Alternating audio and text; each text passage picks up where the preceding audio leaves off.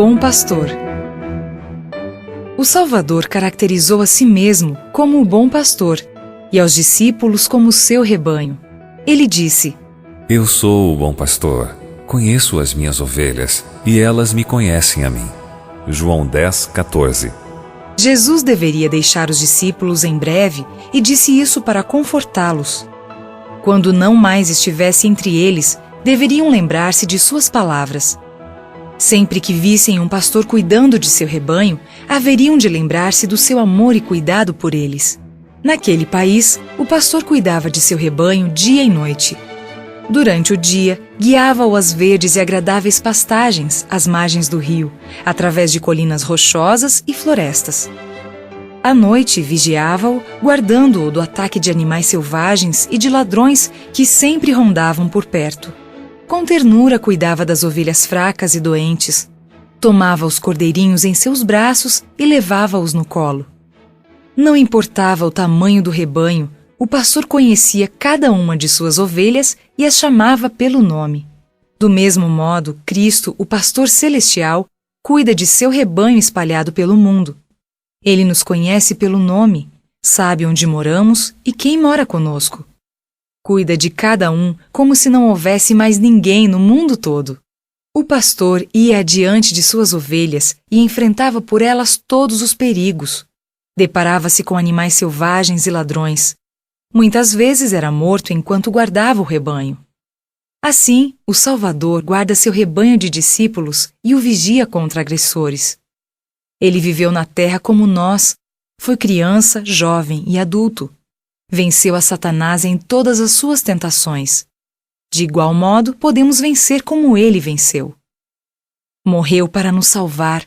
Embora esteja agora no céu, não se esquece de nós um só momento. Guardará em segurança cada ovelha de seu pastoreio.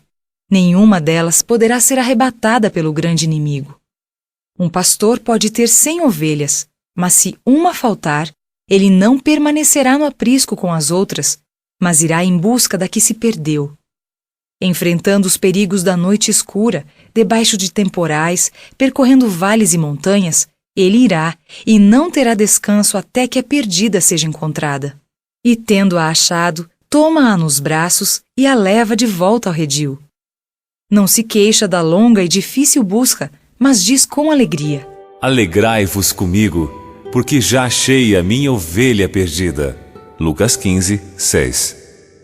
Amor universal. Assim, o divino pastor não apenas dispensa seu terno cuidado com as ovelhas que estão no aprisco.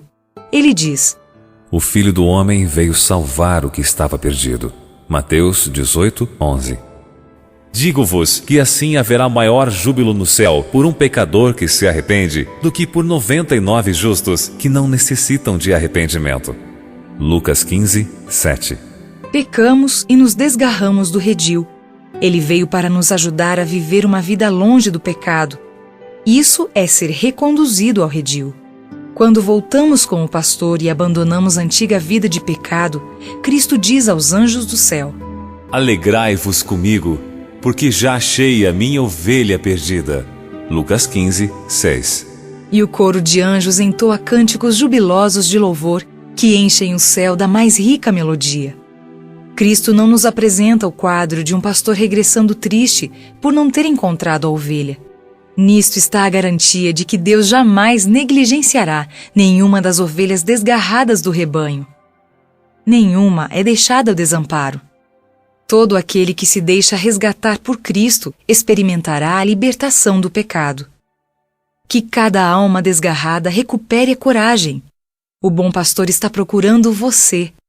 Lembre-se de que a obra de Jesus é buscar aquele que se perdeu. Isso se refere a você também.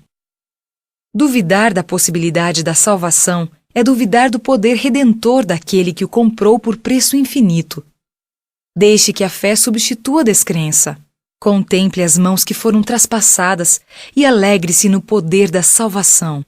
Lembre-se de que Deus e Cristo estão interessados em você e que todo o céu está envolvido no trabalho de salvação dos pecadores. Enquanto Jesus esteve na terra, mostrou através de seus milagres poder para salvar até os que haviam ido longe demais. Ao curar as doenças do corpo, mostrou que era capaz de limpar o pecado do coração.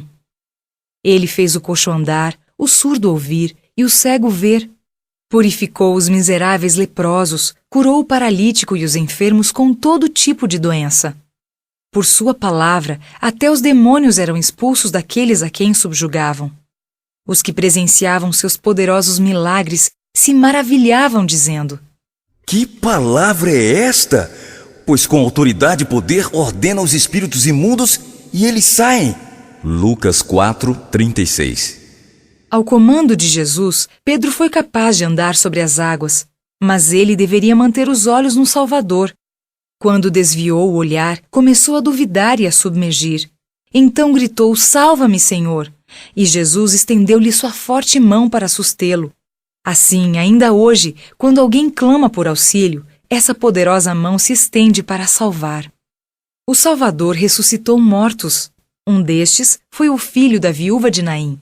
Quando o cortejo fúnebre conduzia o corpo para o sepultamento, Jesus foi ao seu encontro, tomou o jovem pela mão e o fez levantar-se, devolvendo o filho à sua mãe. Os que ali se achavam voltaram para casa gritando de alegria e louvando a Deus. Assim também Jesus ressuscitou a filha de Jairo e a Lázaro, que estava morto e sepultado havia 4 dias. Quando Jesus voltar à terra, sua voz há de soar poderosa, rompendo as paredes dos sepulcros, e os mortos em Cristo hão de ressurgir para uma vida gloriosa e imortal, e estarão para sempre com o Senhor. 1 Tessalonicenses 4:17. Uma obra maravilhosa. Durante seu ministério terrestre, o Senhor realizou uma obra maravilhosa. Ele mesmo definiu essa obra em resposta a João Batista.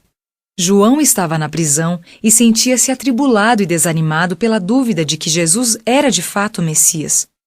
Enviou então alguns de seus discípulos a Jesus com a pergunta: És tu aquele que estava para vir ou havemos de esperar outro? Mateus 11:3. Quando os mensageiros vieram à presença de Jesus, encontraram-no cercado de muitos doentes que estavam sendo curados. Durante todo o dia, os mensageiros esperaram enquanto Jesus estava incansavelmente ocupado em aliviar aqueles sofredores. Finalmente disse a eles: Ide e anunciai a João que estáis ouvindo e vendo. Os cegos vêm, os coxos andam, os leprosos são purificados, os surdos ouvem, os mortos são ressuscitados, e aos pobres está sendo pregado o Evangelho. Mateus 11:3-5. Assim, durante 3 anos e meio, Jesus andou de um lado para outro fazendo o bem. Então chegou o tempo de concluir seu ministério. Em companhia de seus discípulos, deveria subir a Jerusalém para ser traído, condenado e morto. Suas próprias palavras deveriam cumprir-se. O bom pastor dá a vida pelas ovelhas. João 10:11. Certamente ele tomou sobre si as nossas enfermidades e as nossas dores levou sobre si. Ele foi traspassado pelas nossas transgressões e moído pelas nossas iniquidades. O castigo que nos traz a paz estava sobre ele, e pelas suas pisaduras fomos sarados. Todos nós andávamos desgarrados como ovelhas, cada um se desviava pelo caminho, mas o Senhor fez cair sobre ele a iniquidade de nós todos. Isaías 53:4-6.